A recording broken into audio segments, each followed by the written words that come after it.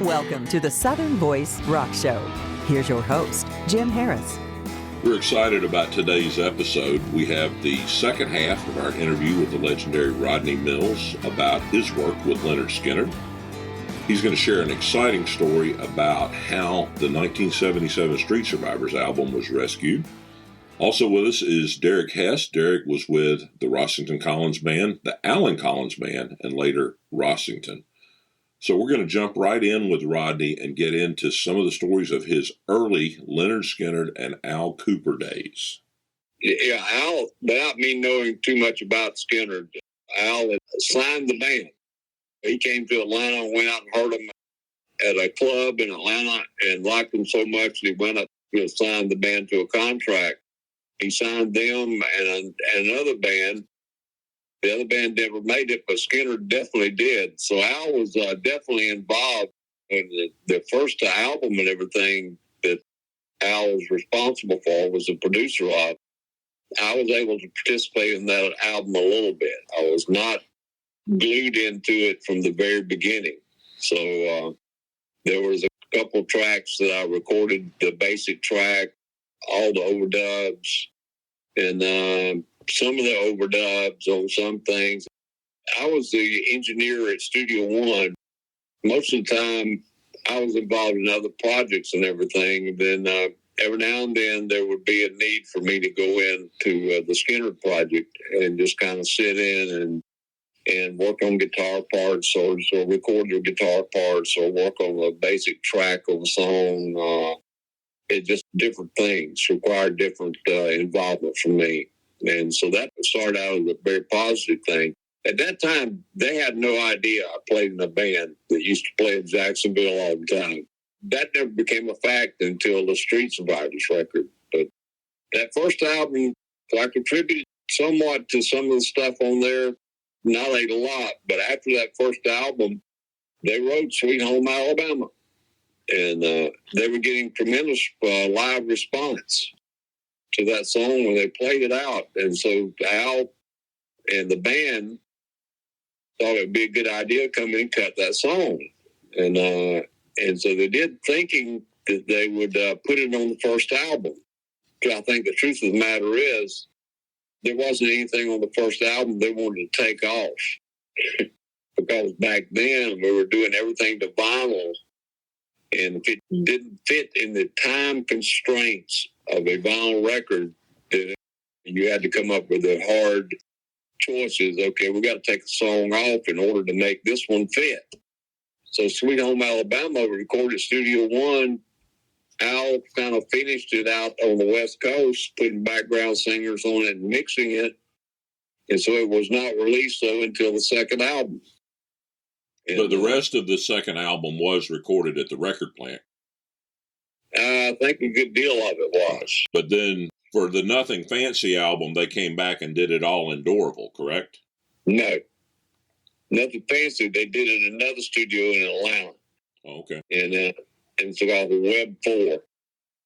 And that was another studio across town and everything. And so pretty much everything on that third album, I think, was done there. And then it wasn't until Street Survivors, which was pretty much the last live album of the original band, that I came in contact with everybody again. When you were just meeting Skynyrd, was there anything about them that led you to kind of have the realization of, man, these guys are going to become something? I think that Ronnie Van Zant impressed me as kind of like, how did a thug get in a rock and roll band? Ronnie kind of ruled that band, the driving force in the band, the leader of the band. In Street Survivors, he said, Rodney, I do all the hiring and I do all the firing. So my impression of Skynyrd was, here's a group of guys. This is the first real rock and roll band that I've been around a long time. In the 60s, there's a lot of bands around Atlanta. There were bands with the kind of that same mentality that Skynyrd had, whereas they were out to prove something, and they were really good players. So Skynyrd, just me hearing them in the studio, they made an impression on me. I thought originally, I said, I don't think they got any hit songs, because I was used to being around Buddy Bowie, who definitely wrote hit songs. And Skynyrd did not write from the point that, okay, we got to have a love song, we got to have a hit song. And so they kind of made their own mark. Well, most of the material, you look at the lyrics, even in Sweet Home Alabama, those are not pop lyrics. The verse lyrics in Sweet Home Alabama are totally pertinent to the band and what they meant to the band. They didn't have to mean anything to anybody else, but it was the chorus in Sweet Home Alabama that hooked everybody. It was neat to be around those guys, to realize the dedication they had, and then realize, that here was Ronnie Van Zant, who was not an accomplished musician, but he was an accomplished songwriter, whether he would admit it or not. Ronnie's demeanor in rehearsal rooms was he just listened, and he could tell by what the guys were kind of jamming around on as far as guitar parts and arrangements and stuff and everything. He would force the band to take in those rough arrangements of an idea and making it into a song. Then Ronnie would stand over in the corner and write all the lyrics in his head. He never wrote any lyrics down on paper. And when he finally got up to the microphone in the rehearsal room, he sang the song from beginning to end. Lynyrd Skynyrd was legendary for their work ethic and for how hard they rehearsed. Did you witness that when they came into the studio? I know that when they came to the studio, most of those rehearsal things had been done. When they came into Studio One and everything, it's like on Street Survivors, most all the parts were written in their heads. They were not written down on paper or anything. The guitar parts, they knew what the basic guitar part was for the song, and Billy Powell knew what piano part he was going to play and everything. So, when they recorded a song, we sometimes would not even include piano because the piano was a grand piano out in the room, and everything was so loud out in the room that so much leakage on the piano you couldn't record it. We'd come back in after they cut the track, and Billy would play piano, and it was the party written for the song. And matter of fact, Billy played a solo on one of the songs. I Know a Little, I think it was. And it was such a great solo, and it's just kind of like as a wild idea. I said, Billy, can you duplicate that solo? He said, yeah. So I put him on another track and played the original solo. Well, then he played it perfect. So I said, well, come in the control room, let's listen to it. So I put one part on one speaker, panned out to the left, and the double on the right speaker panned out all the way on the right, and played it. And it was just amazing. I mean, he had worked up that solo, and it was already done. There wasn't any going in there, okay, that second chord, it just sounds a little bit, there's no picking it apart. It was like when Ed King played the main solo on Sweet Home Alabama, everybody in the group was in the control room and was just knocked out over the solo he played. Al Cooper wanted to play another one. He said, I think you're playing the wrong key. And the band said, no, he's not. Thank goodness they kept that solo. Obviously, the level of talent in that band was incredible, but a couple of times you've mentioned Street Survivors, and I think what happened shortly after the release of that album is rock and roll history, sadly, rock and roll history. But the story of how that album came to be, and the band had been in Criteria in Miami, and if you heard the tapes, which, have kind of made it out in the last few years, what they had done in the studio in Miami sounds nothing like Street Survivors. How did they fail to get it done in Miami?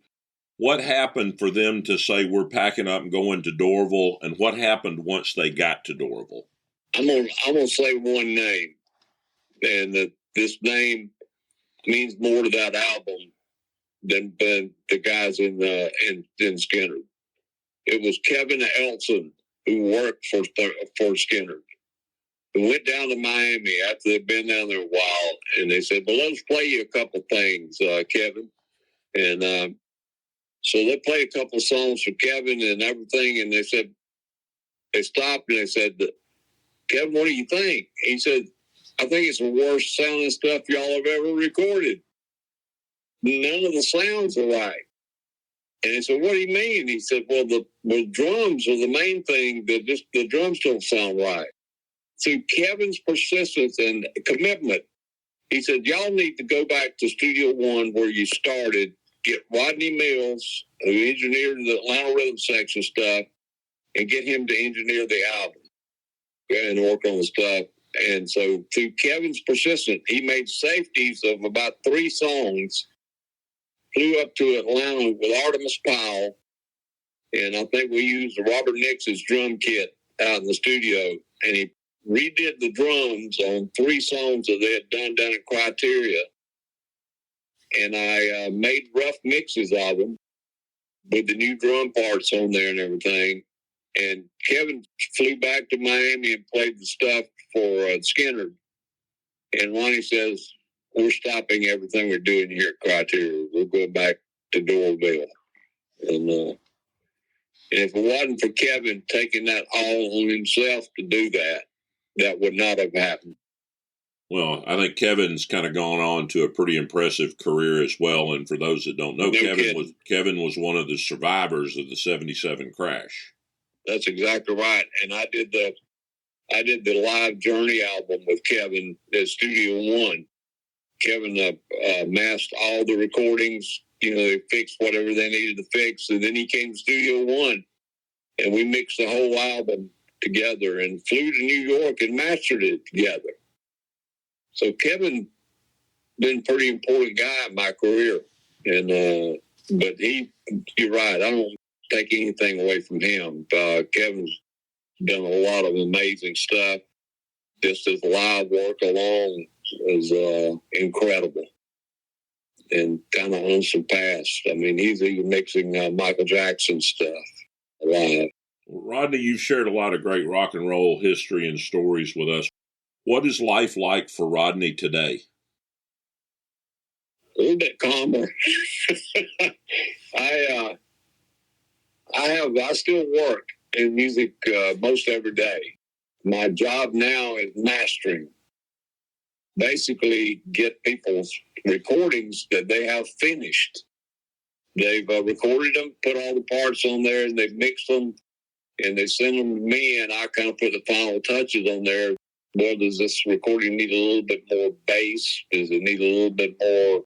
Do you need to understand the vocals a little bit better?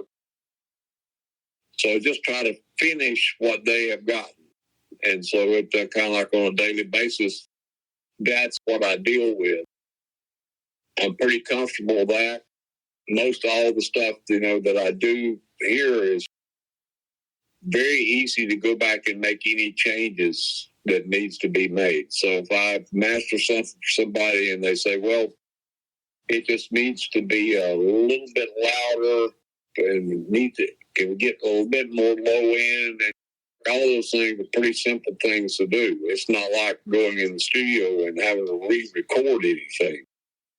It's just refining the very last, the tail end process. It sounds like after all these years, music is still a part of your DNA. Well, you say that, and it's kind of like, seriously, that's 100% correct. I put a little bit of my DNA in everything that I get involved in. So wow. Sometimes it's stuff that I have to kind of find that spot that I can call up to do that. Sometimes stuff comes to me and it just doesn't sound good to me. But when I get through with it, sometimes I'm real proud of myself, and it bears itself out because I'll send it back to them. I didn't know this until recently, but a lot of people just said, Rodney, we've just gotten to work. We don't want anybody else to work on our music in the end except you. I had an accident last year towards the end of the year, so that kept me out of doing anything for almost 6 months. And some people held off on finishing their product until I got started back in doing this. That is a great testament to obviously a tremendous skill level, but a great reputation. And I will say that when your name comes up in a conversation with someone from the rock and roll world, the words magician and wizard come up very frequently, and they hold nothing back and say things like, the man can do what no one else can do. And I think it's just a huge testament to obviously knowing what you're doing. I haven't been voted on as the spokesperson for everyone that loves rock and roll, but I think I can speak for everyone when I say thank you so much for all that you have done. You have absolutely crushed it, and you have provided us with so much music that is timeless. Thank you for that. And that's an incredible compliment. And I thank you for saying that. I wish more people said it, but I have a feeling, just me being out of touch for a while, and enough of feedback has come to me that I kind of get that from a lot of people, that they really respect the stuff I've done, and I continue to do stuff. So I don't know if my job is over, because I got a granddaughter that is really talented. She's 12 years old, and she is beyond her years. Apparently there's something in the genes. So I can't thank you enough for taking so much time to be with us. I definitely want to make sure that we stay in touch and we keep this Getting Stillwater Back Together movement going. Yes, sir. Yes, sir. All for it.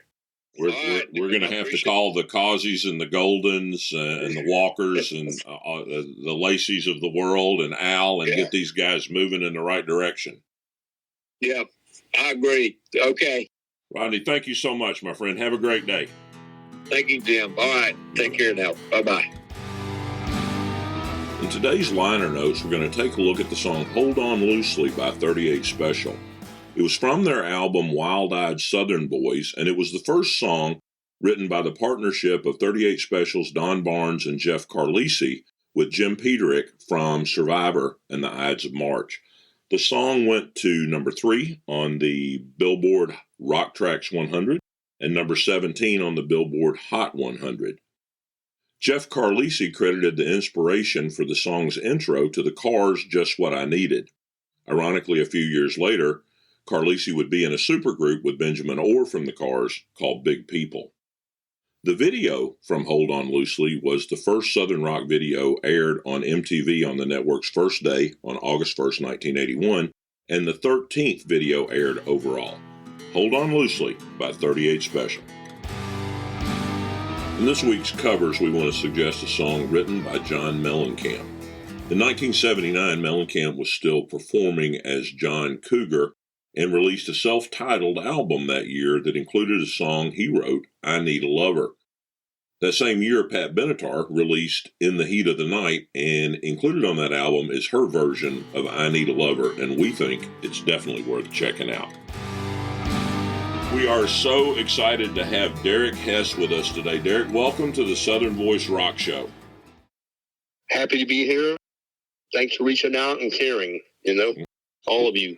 Derek, you started in music at a young age, first on piano, then drums, played in some very popular bands around Jacksonville, and then had an encounter that sort of was an invitation into Lynyrd Skynyrd. Tell us about that. One really remarkable and eye-opening happenstance in the very early 70s. I was working in this, at the time, there was a giant music store in Jacksonville, Florida called Paulus Music. One day at the music store around Christmas, we were having a Christmas special, a 3-piece set of drums, kind of a beginner kit for $99. And in walks Ronnie Van Zant and Gary Rossington. I'm going, "Oh, guys, how you doing?" I'm standing here with my long hair with gabardine slacks on, patent leather shoes, and like a golf shirt. And I was kind of embarrassed, but Couldn't be any friendlier. So Ronnie's buying a little drum set for his younger brother, Johnny, who's probably 9 or 10 at the time.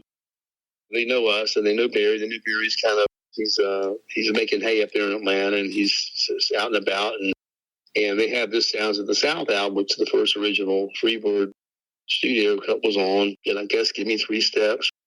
And I liked them, but I just thought we could do better and were better. But they were doing it, and we weren't. So I was trying to hold down this job, and as we're loading up the drums outside on the sidewalk in Ronnie's car, he turns to me and says, "Well, brother," he says, "when are you going to start doing what you do best or like best or would like to do?" And I kind of was like, caught me off guard. I'm going, well, I am. He said, "No," he says, "you're a great drummer, and Bear's a great guitar player." And he says, "We've always admired you two." He says, "We just got signed to MCA." I'm going, God, I was like, y'all hit the sidewalk. I'm going, what?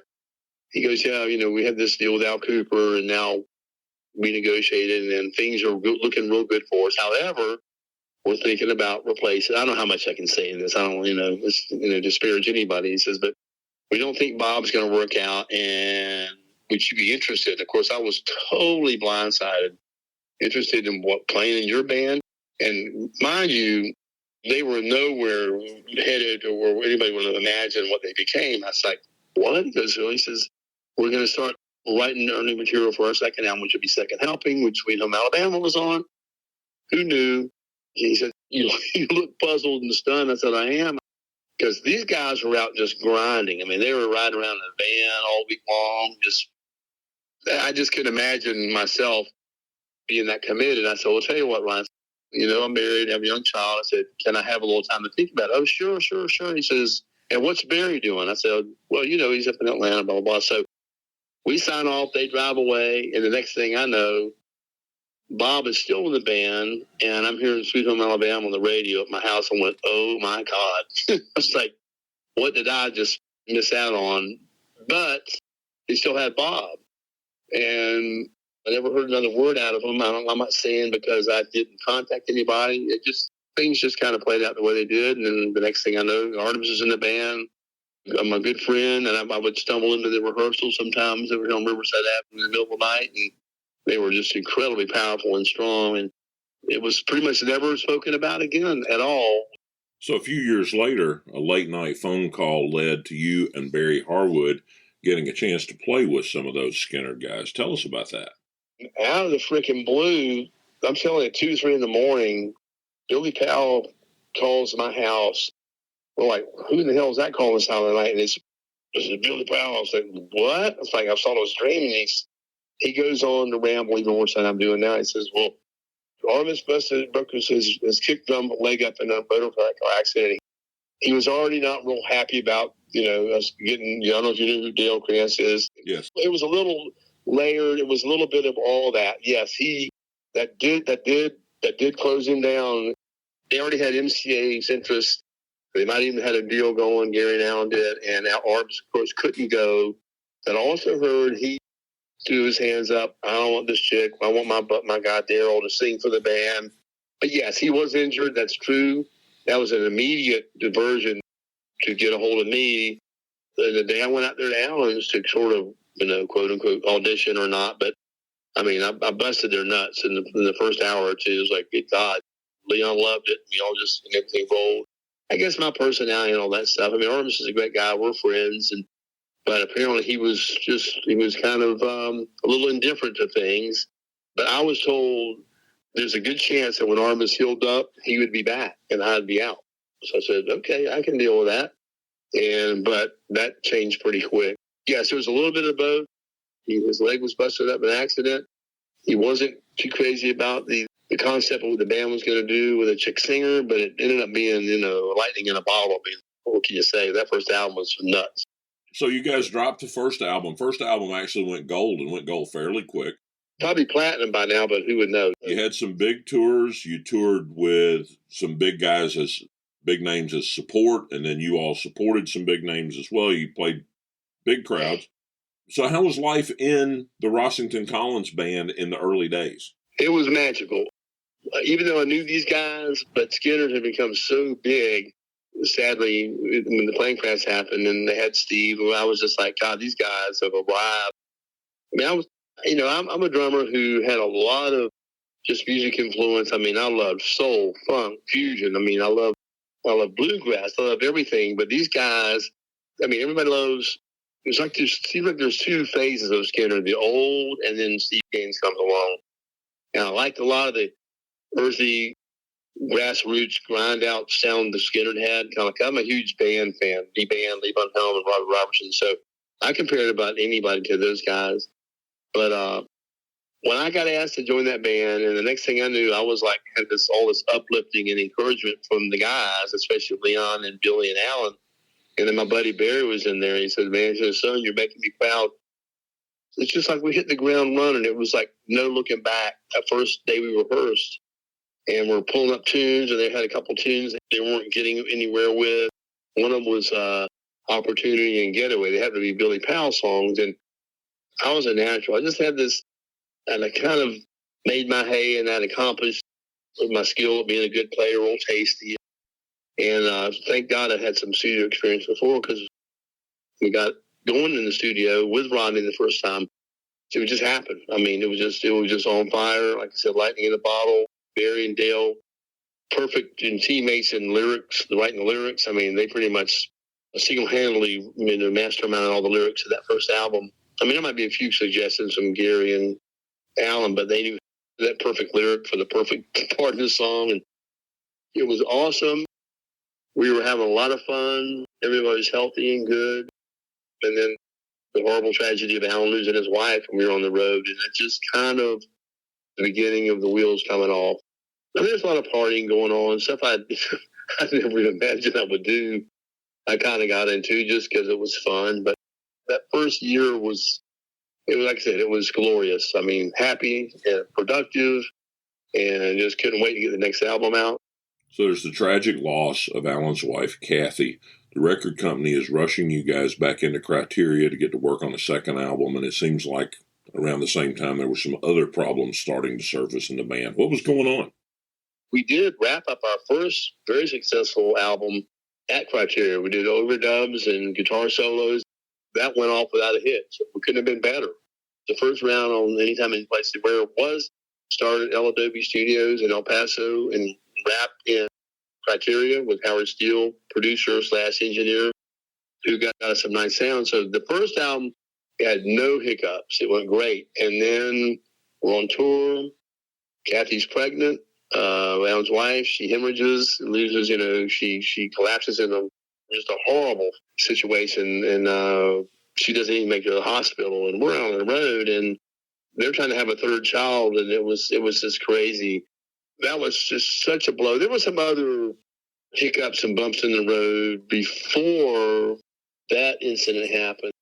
This little bit of infighting and little power play shit was going on. It was like, what is this? What, why, what's going on? Kind of between Barry, Dale, and Alan and Gary.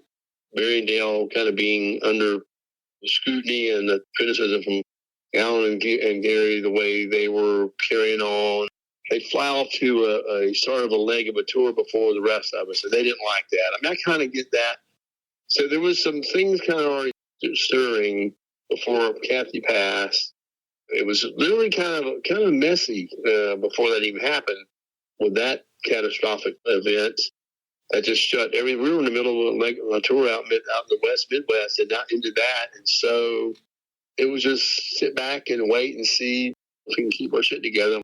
A lot of tours were canceled, and of course, the drugs and the drinking was getting out of control again, and that didn't help matters much. But Alan just never got over that happening, and then Gary and Dale's kind of romance started about then. I don't know how much that played into Alan's way of thinking or got into his head. I don't know. He just kind of lost his groove, his direction, his care, and he wanted to play. But he was just coming unwound all day, all night. We could hardly get anything going with him, and then he'd be fine.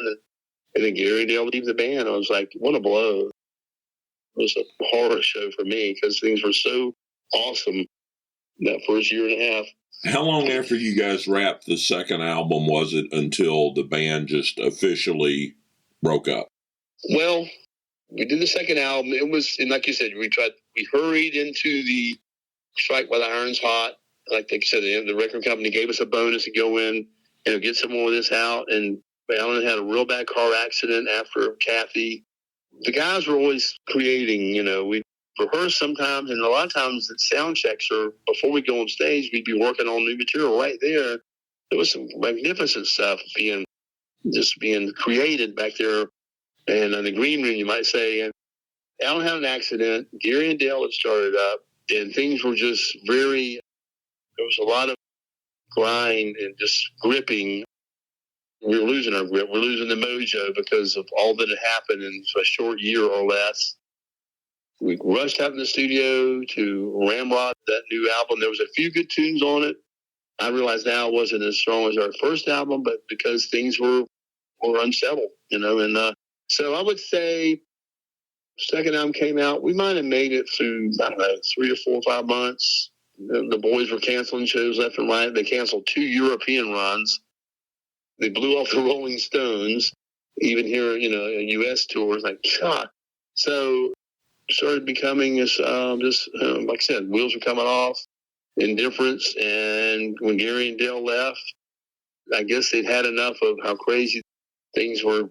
Household was a mess. Alan was being just very, very difficult. It seemed like it was April or May of '82, when soon after that second album got out, and we just couldn't support it. I mean, we went out and did some shows after canceling 2 or 3 times, and there were shows that were half sold, and we were sold out, and because the band was on fire, it's just a sad, sad shame, and things went down the way they did. What a loss. But Alan decided to put his own band together, and you guys went in the studio and did an album. Was there any kind of tour to support that album? There was, but we were caught up again in this, I guess you might say, hostile takeover, fallout. We pulled in a couple of guys. They were wonderful musicians. Randall Hall, I know you know who he is, and a local great singer named Jimmy Daugherty. We just thought, we didn't know anything else. So Alan said, well, let's just, F this, F that, F a bunch of horseshoes all the time. We got Randall and Jimmy Daugherty. We rounded up and went over to Alan's place where we rehearsed all this stuff before with RCB. And Randall had a couple of really cool ideas. The first one was Just Trouble, the first track on that album. Jimmy had some great lyrics, and Alan had some ideas. Everybody came together, and it ended up being a pretty remarkable record. A lot of people liked that record as much. It was our first RCB album, and definitely more than the second RCB album. Maybe because it was more Skynyrd-y sound, and I don't know. As we were thinking we were going to go out and support this record, MCA was being bought by Motown. And that just completely dumped the whole effort out the window. We had very little or no support from MCA because they were no longer MCA. And somebody tried to get us out on the road, and we did a few radio interviews. We went to Virginia Beach. We hit Lone Star, New York City. We didn't make 4 shows. Alan was coming unglued again, and we walked off the stage a couple of times, and that was it. Pretty much was the end of all of it. Your next big step, I guess, you ended up in Gary's next band before the Skynyrd reforming, and that was Rossington. Correct. Didn't you maybe have a kind of, sort of inquiry about joining the new Skynyrd band? Well, I didn't, but how automatic. Why the hell me and Barry Harwood weren't in that band, I'll never know. But how that came about, I think Gary and Dale, I think it just rubbed them the wrong way when I left. And I kind of understand. I mean, they quit Rossington Collins, and they had good reason because Al was out of control. There's no dealing with the guy or reckoning with him. He was just a lit fuse. You never knew what you were going to get from day to day, rehearse it or not. Just crazy shit stuff. Won't get into that. But I think the crowning moment, or the most volatile or vulnerable moment, I left. And that's when they were trying to get the Rossington album out and try to promote it and do these bar gigs. Well, I probably, I shot myself in my own foot when I did that, because that probably costed me the Skynyrd tribute band run, because Artemis started with it. They brought me to the studio when the original, all the original guys, Ed King, all of them, Randall, Leon, Billy, all great band, Johnny and all that. Ed King had a couple tunes that Artemis wasn't cutting, and they flew me out in Muscle Shoals, and I cut them in about 2 hours. And then, lo and behold, of all people, Artemis says, I think we ought to bring Derek into the band as a second drummer. And I'm going, what? And they all kind of agreed. I was like, well, that'll be cool as shit. That was short-lived. I went out and I did my job. Ed called me to the room. I already knew Ed King. He's the one that forwarded the tunes on of his they wanted me to do. He loved it. Just when he heard the playback, that guy was a very sociable, happy guy, but when he heard our playbacks, he would grin and ear. He said, man, he called me and said, man, you did fucking fantastic. Can't wait to do more stuff with you. I didn't get a call from anybody. No, not Ed, not Gary, not anybody. That, oh, by the way, we're going to do this instead. And Artemis probably wasn't too happy about it. He just, I don't know if you know, for a while, Artemis and Custer were the double drummers, and Artemis suggested that be me. Then things went off the rails again with Artemis and Ed, Gary, I guess. And he quit the band. They fired me. He had a tantrum on some stage in Toronto. I think he threw a drum across the stage, and just that was that. That was my almost again with Skynyrd, Yeah, I know that in addition to all the stuff that we've talked about, you went in the studio with Derek Trucks, and you had some pretty heavyweight talent in there with you, Jimmy Hall and Chuck Lavelle, and you guys cut some tracks, but they never went anywhere. What happened to that? Well, that stuff's real badass. We did this little demo for apparently Capitol Records. We ramrodded into Ari's Triclops studios that Ari did all their stuff in. We'd run around Canada. We'd hit the East Coast, Derek Trucks Band. We'd have mostly the same players, but every now and then somebody left. We wanted somebody else in. Word got out about this great upcoming prodigy slide player, Derek Trucks, and he's right here from my own town. He used to come sit in with our old Sunday afternoon deck gigs and here in Jacksonville at the beach. And, Butch is his uncle, Butch Trucks. Right. So Butch's brother, Chris, Derek's dad, they decide, I don't know how they pull this off. They take this kid and run him all over the country with a decent band. And then they pulled me into it for a while. We did a couple of dates with Almonds. We did a couple of dates with Bob Dylan. Just kind of neat stuff. But we had a really strong band. Capitol had us. They co-opted with the Hard Rock Cafe, which when Hard Rocks were real strong back then in New York City, I guess in Manhattan. We go in there and do kind of a showcase set. I guess there was some suits in there watching it. And they booked us in the studio in Atlanta as soon as we got down south again. So, yes, we did 2 originals of Chuck. We did a Jimmy Hall tune or 2, a Warren Haynes tune. Jimmy did vocals. I'd love to get you a copy. It's outstanding for us doing it in like 2 days. It's so fired up and so clean and crisp. It's like slicked up soul funk blues. It's really good. And I mean, it might be a little cheesy here and there, but I beg you to show me where that was in an effort for Capitol Records to either take this kid and run with him. I thought the whole time, I said, okay, we got these old grown men in here playing with this kid. How are they going to promote this? How do you do that? I don't know. And maybe that was what they ran up against, because we did this demo. Chuck shows up. Eric Clapton was supposed to come to one of our gigs in Atlanta because they were playing Omni or something. Chuck did come. And that's how Derek ended up doing that year with Clapton about 8 or 10 years ago. Everybody knew there was a lot of noise being made about Derek Trucks. And so we did this demo. Jimmy Hall sang his ass off. It was pretty strong and slick for doing it in kind of a hurry up. But, I mean, the energy was there. We were tight as hell.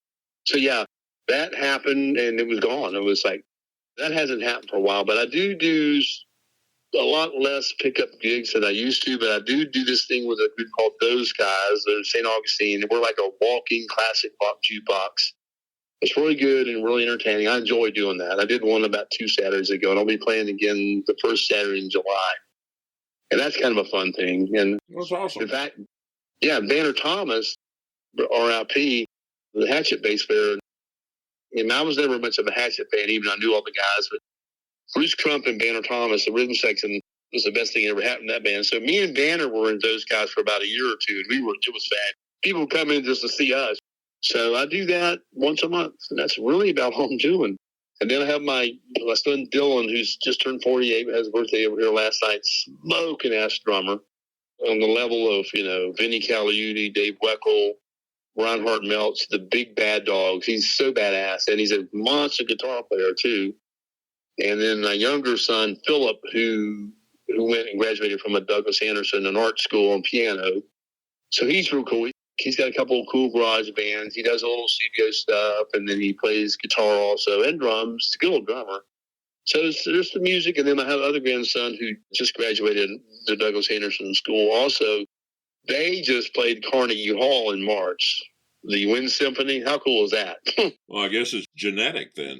Yeah, I guess so. And he's a marimba xylophone player. He plays those monster 2-block long marimbas, the ones you walk around.